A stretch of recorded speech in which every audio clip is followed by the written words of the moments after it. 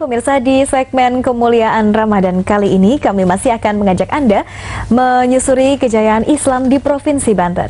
Ya, setelah kemarin kita melihat-lihat masjid bersejarah di Banten, malam ini kami akan mengajak Anda mengenal lebih jauh tentang salah satu budaya di Banten yang tak lepas dari unsur keislaman, yakni debus. Ini dia informasinya untuk Anda.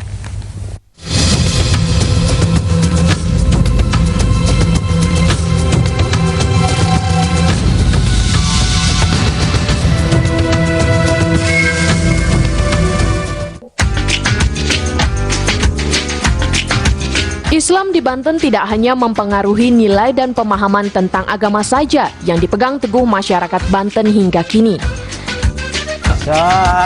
Islam juga andil dalam akulturasi seni dan budaya di Banten. Salah satunya adalah kesenian debus.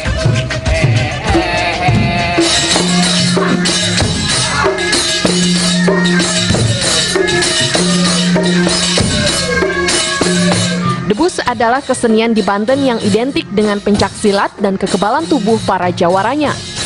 Kekebalan itu diuji dengan sejumlah permainan, seperti menusukkan benda tajam ke tubuh, memakan arang panas, meminum air keras, dan beberapa atraksi membahayakan lainnya.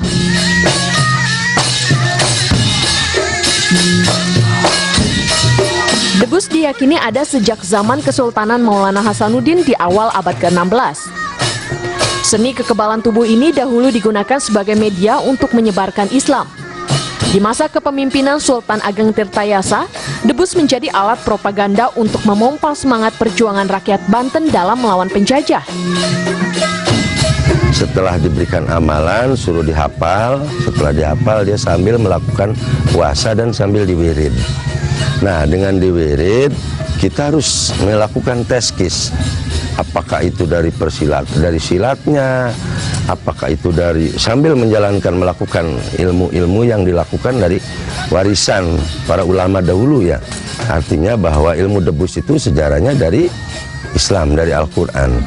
Sehingga kita kutip dari beberapa ayat-ayat Al-Quran itu, kita berikan kepada generasi, kepada yang mau, yang minat, kepada ngambil ilmu debus surosoan itu ya, terutama ritualnya dimandikan.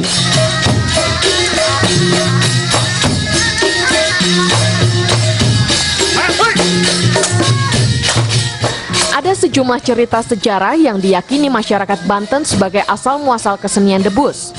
Salah satunya meyakini debus berasal dari daerah di Timur Tengah bernama Al-Madad. Di sana seorang tokoh sufi dari tarekat Rifaiyah bernama Syekh Ahmad Rifai Al-Baghdadi mengajarkan murid-muridnya untuk berzikir dengan khusyuk. Untuk menguji kekhusyuan tersebut, ia pun menguji para muridnya dengan menusukkan benda tajam ke tubuh mereka. Jika muridnya masih merasa kesakitan, maka berarti zikirnya dianggap sang guru belum khusyuk. Ajaran ini kemudian diketahui disebarkan oleh Syekh Nuruddin Araniri di Aceh. Ia mempunyai murid bernama Syekh Yusuf Tajok Halwati Al-Makassari. Syekh Al-Makassari lah yang akhirnya membawa debus ke tanah Banten. Oke anak-anak, untuk hari ini mungkin yang lebih diasah lagi daripada gerakannya, agak lebih kelihatannya agak akurat. Jadi kelihatannya agak biar ada lebih kelihatan seninya. Jadi kita jangan sembarang, kita hanya bergerak seperti gerakan seri, tapi kita harus lebih dibedakan lagi. Nanti biar kelihatan bahwa memang wrestling itu memang ada seninya lagi. Oke? Ya siap. Nah, sekarang kita kumpul lagi di sana. Oke. Kembali seperti biasanya. Terus. Oke, nanti kita lakukan sebelum latihan kita berdoa dulu sana. Oke, sok ya.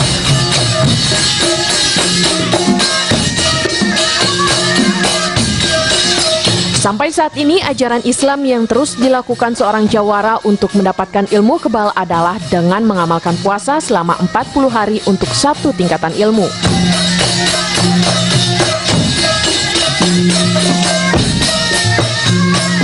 Saya udah mulai mengenal seperti ini. Namun saya mulai ininya awalnya itu dari kelas 4 SD. Kelas SD saya udah mulai ingin mengetahui hal-hal seperti itu. Yang mulai ingin belajar sedikit gitu. Dulu waktu belajar sama mama kakek, diawali dengan puasa itu dengan Senin Kamis dan Kamis. Setelah waktu saya cukup umur, itu saya baru diajarin ilmu-ilmu debus ini.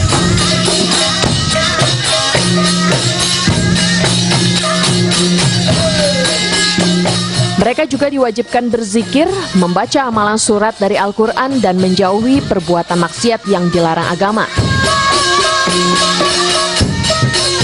Yang pertama itu 40 hari. 40 hari kita lama terus berturut-turut. Nanti ini setelah bulan habis Lebaran ya. Biasanya itu di bulan Syawal kita mulai itu dari mana-mana datang, kita ditobatkan dulu, dibersihkan dulu, itu selama 40 hari puasa. Setelah 40 hari kita melakukan terus dengan yang seminggu, yang diambil seminggu 2 kali antara Senin dan Kamis gitu, terus sambil ngamal ilmu-ilmu Al-Quran itu.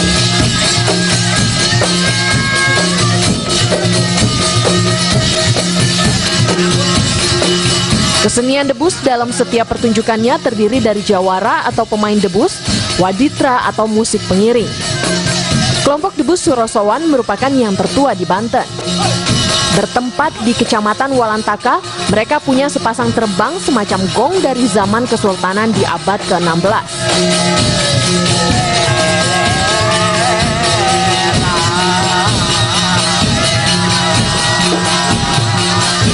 Sebelum atraksi, para pemain waditra terlebih dahulu melantunkan gembung, yaitu membaca salawat atau puji-pujian kepada Nabi Muhammad dan zikir kepada Allah.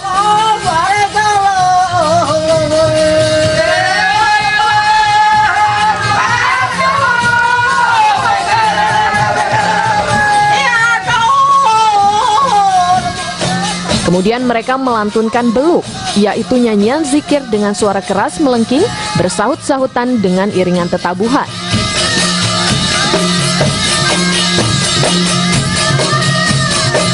Diawali dengan menusukan sebuah gedebus atau almadad, yang dalam bahasa Arab berarti senjata tajam yang terbuat dari besi, mempunyai ujung yang runcing dan berbentuk sedikit bundar.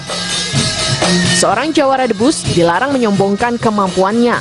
Jika itu dilanggar, maka Allah tidak mengizinkan kekebalan tubuh padanya. Kalau suatu perbedaan itu, kalau di kehidupan sehari-hari, bahkan kita kalau akan mau menunjukkan, itu kita hawanya itu tujuan untuk sombong ya. Itu batin kita akan merasa lemas, kayak sepertinya menolak gitu ya. Tapi kalau misalnya kita untuk menunjukkan untuk kepentingan seni, bahwa melestarikan budaya, itu bawaannya selalu semangat, lebih tinggi lagi, lebih ingin menunjukkan lagi. Karena tujuan saya pribadi, saya hanya ingin menunjukkan bahwa ini tradisi kita.